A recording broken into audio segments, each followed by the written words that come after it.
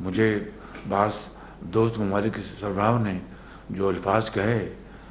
میں وہ دہرا نہیں سکتا، کیونکہ وہ ایک امانت اسٹیٹ سیکرٹ ہے، میں اس کو نہیں دہرا سکتا. لیکن انہوں نے جس طریقے سے بات کی پچھلی حکومت کی بارے میں اور اس کی سربراہ کے بارے میں، وہ الفاظ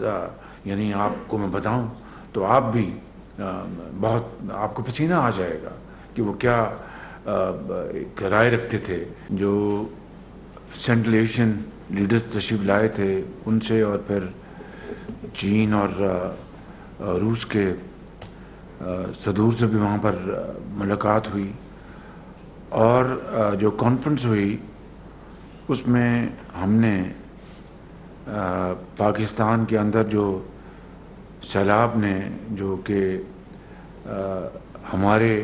اس میں قطعاً کوئی رول نہیں ہے، اور یہ نہ کردہ گناہ کی نہ جانے ہمیں یہ سزا کیوں ملی. یہ کاربن ایمیشن آپ جانتے ہیں کہ ہمارا پاکستان کا حصہ صرف 0.8% یعنی 1% سے بھی کم ہے، مگر یہ آفت آن پڑی اور اس نے وہ تباہی مچائی جس کی شاید پاکستان کی تاریخ میں نظیر نہیں ملتی. تو یہ سارے پہلو ہم نے وہاں پہ ایس سی او کانفرنس میں بھی اجاگر کیے اور پوری طرح دنیا کو آگاہ کیا. اور اللہ کے فضل سے وہاں پر موجود جو لیڈرشپ تھی انہوں نے ازبکستان کے پریزیڈنٹ، ایران کے صدر اور دوسرے جو وہاں پر موجود تھے زعماء، انہوں نے خود ذکر کیا اور پاکستان کے ساتھ اظہار ہمدردی کیا اور پورے تعاون کی یقین دہانی کرائی، جو کہ آپ جانتے ہیں کہ کیش اور کائنڈ میں زیادہ ہمیں امداد مل رہی ہے. اسی طریقے سے پھر نیو یارک میں اقوام متحدہ کی جو وہاں پر میٹنگز تھیں، وہاں پر دنیا کے زعماء سے ہماری میٹنگز ہوئیں، اور اسی پہلو کو وہاں پر ہم نے ہر میٹنگ میں اجاگر کیا، بتایا کہ کس طرح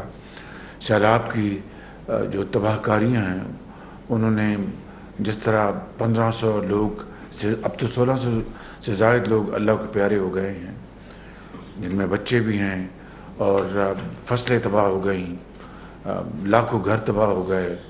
لوگوں کی زندگی کی جو پونجی تھی وہ بہہ گئی پانی میں. تو $30 ارب کے لگ بھگ یہ نقصانات ہیں، جس کا میں نے ہر میٹنگ میں، چاہے وہ ایران کے صدر ہوں، فرانس کے صدر ہوں، بیلجیم کے پرائم منسٹر ہوں، جاپان کے پرائم منسٹر ہوں، جتنے بھی، اور پریزیڈنٹ بائیڈن سے بھی ملاقات ہوئی، میں نے ان کا شکریہ ادا کیا پاکستان کے ساتھ اظہار ہمدردی کا اور امداد دینے کا. اور انہوں نے کہا کہ ہم انشاءاللہ جو بھی ہوگا ہم پاکستان کے لیے کریں گے. پھر UN اسمبلی میں نے پھر نہ صرف پاکستان کے حوالے سے جو سیلاب کی میں نے ابھی بات بتائی ہے وہ کی، وہ آپ کے علم میں ہے، پھر کشمیر کے حوالے سے بھرپور وہاں پر پاکستان کا موقف پیش کیا، وہاں پر فلسطین کے حوالے سے بھرپور پاکستان کا موقف پیش کیا، اسلام فوبیا کے حوالے سے جو کہ ایک بدقسمتی سے ایک دنیا میں ایک یہ نیا فنامنا پیدا ہو چکا ہے، یہ فتنہ پیدا ہو چکا ہے، اس کے بارے میں بھرپور پاکستان کا موقف پیش کیا. ہندوستان کے اندر جو اس حوالے سے مسلمانوں کے ساتھ جو ناروا سلوک جاری ہے اس کی بھرپور ہم نے اس کو کنڈیم کیا اور بتایا کس طرح مسلمانوں کی زندگی ہندوستان میں کس طرح تنگ ہے اور کس طرح ان کے ساتھ زیادتی کی جا رہی ہے، چاہے وہ حجاب ہے، مساجد ہیں. کشمیر کے اندر جو ظلم و ستم جاری ہے، اور 2019 میں 5 اگست کو جس طرح آرٹیکل 370 کو وہاں پہ ختم کیا گیا، اس سے زیادہ اور کیا صفائی ہو سکتی ہے. تو یہ تمام پہلوؤں سے کے حوالے سے ہم نے الحمدللہ وہاں پر بھرپور پاکستان کا موقف پیش کیا. اور اس میں میرے ساتھ جناب بلاول بھٹو جو وزیر خارجہ ہیں ان کی بھرپور معاونت تھی، ان کی بھرپور کوشش تھی. اس میں شامل ہے اس میں محترمہ شہری رحمان صاحبہ جو کلائمیٹ کے چینج کی ہماری وزیر ہیں, بڑی ان کی محنت تھی. آپ کی مریم اورنگزیب صاحبہ کی بڑی بھرپور ان کی بے پناہ ان کی کاوش تھی. اور پیچھے بیٹھ کے جناب احسن اقبال صاحب مجھے باقاعدہ پوری طرح میری مدد کر رہے تھے, اور فارن سیکرٹری جو یہاں پر موجود ہیں, اور جناب فاطمی صاحب, اور ہماری جو minister of state foreign affairs کی وہ, اور آج چیمہ صاحب, یہ سب پوری ٹیم, یہ ٹیم ورک تھا. خواجہ آصف صاحب وہاں پر تھے, یہ ٹیم ورک تھا, اور انہوں نے بڑی معاونت کی ہے. تو میں یہ بتانا چاہتا ہوں کہ اللہ تعالیٰ کے فضل و کرم سے پاکستان اس مخلوط حکومت کی کاوشوں کی وجہ سے ایک آئسولیشن سے نکل آیا ہے. آئسولیشن کیا کہتے ہیں اردو میں؟ تنہائی, یعنی ایک تنہائی کے دور سے نکل آیا ہے. اور یہ تنہائی جو تھی پاکستان کی, بہت اس کا پاکستان کو نقصان پہنچا. اور اس تنہائی کی وجہ آپ اچھی طرح جانتے ہیں. پچھلی حکومت نے جس طرح ہماری خارجہ پالیسی کا حلیہ بگاڑا اور بیڑا غرق کیا, خارجہ پالیسی کا دوست ممالک کو,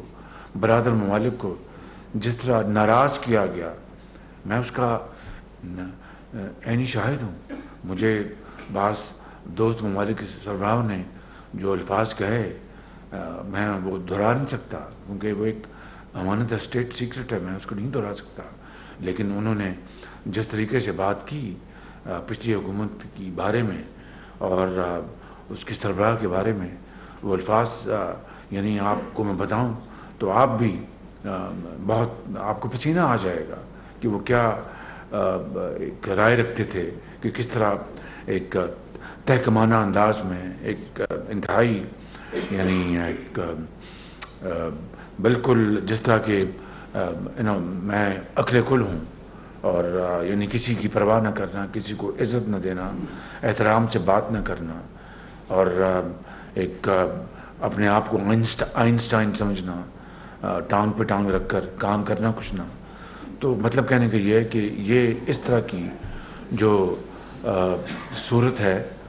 وہ اس نے پاکستان کو بہت نقصان پہنچایا. لیکن الحمدللہ اب موجودہ حکومت نے مل کر ایک باہمی دن رات کی کاوشوں سے, محنت سے, جن ناموں کا میں نے ذکر کیا, اور بھی درجہ بدرجہ جنہوں نے اس میں حصہ ڈالا ہے, ان کی یہ بڑی بھرپور کاوش ہے, جس کی وجہ سے دوبارہ ہم آئسولیشن سے نکل کر ہم اپنا اپنا الحمدللہ ایک دوبارہ بڑھ رہے ہیں, جہاں پر ہمارے ممالک سے رابطے ہیں, ان ممالک سے تعلقات ہیں, اچھے طریقے سے بات ہوتی ہے, عزت اور احترام کے ذریعے کے ساتھ بات ہوتی ہے. اور وہ جو ہمیں اگر ہم ایک فرض کر لیجئے کہ ایک پاور ٹو ریکن ود ہوں بھی, تب بھی ہمیں کسی صورت بھی ایک تحکمانہ انداز میں بات کرنے کا سوچ نہیں چاہیے. آج جی کے ساتھ قرآن کریم ہمیں اس کا حکم دیتا ہے, نبی کریم صلی اللہ علیہ وسلم کی جو اسوہ حسنہ ہے وہ ہمیں اس کی تعلیم دیتے ہیں کہ آپ جتنے بھی آپ طاقتور ہو, آج جی, احترام, یہی وہ چیزیں ہیں جو کہ اپنے گھروں میں, محلے میں, شہروں میں, ملک میں اور اقوام عالم میں آپ کو عزت اور توقیر بخشتی ہیں.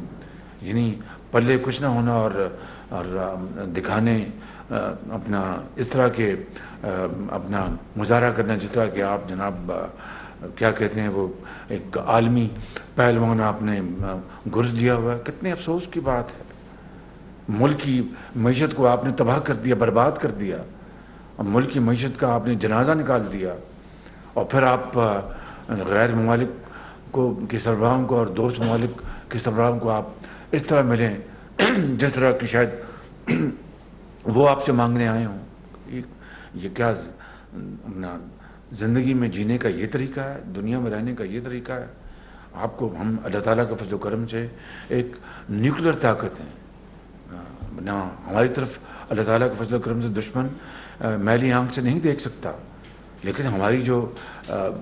معاشی حالت ہے جس کو پچھلی حکومت نے اپنا اس کا حلیہ بگاڑ دیا، اس کو تباہ و برباد کر دیا، اس کے بعد ہم تنکا ہم جوڑنے کی کوشش کر رہے ہیں. آپ سب کچھ آپ کے علم میں ہے. تو دنیا میں جینے کا طریقہ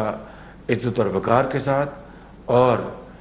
محنت، شبانہ روز محنت کرنے کے ساتھ، امانت اور دیانت کے ساتھ اور باہمی احترام کے ساتھ، میوچل ٹرسٹ رسپیکٹ کے ساتھ، نہ کہ ٹانگ کے ٹانگ آپ رکھ کر آپ بھاشن دیں. کون کیا سمجھتا ہے آپ کو اس طرح؟ ہاں اگر آپ نے کچھ اپنا پاکستان کو ہم نے 75 سال میں بنایا ہوتا، معاشی طور پر ہم نے مضبوط کیا ہوتا، ہم نے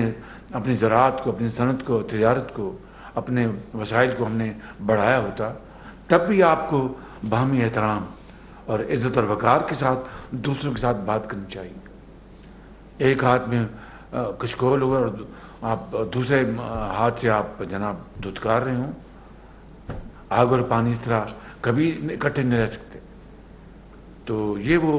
گزارشات تھیں جو میں نے آپ کو بطور ابتدائیہ آپ سے کرنی تھیں. اب اگر آپ کے سوالات ہیں تو باری باری